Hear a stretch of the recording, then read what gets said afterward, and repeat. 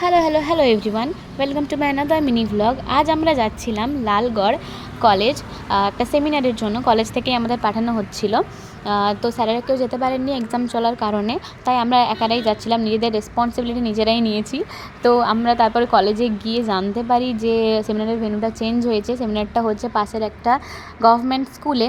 তো আমরা হেঁটে হেঁটে ওখানেই যাচ্ছিলাম। তো এই সেমিনার হলে আমরা পৌঁছে গেছি। তো সেমিনার তখনও শুরু হয়নি, তাই আমরা ভাবলাম যে একটু বাইরে থেকে ঘুরে আসি, স্কুলটা একটু দেখে আসি। এদের দেখো পোজ দিচ্ছে এরা।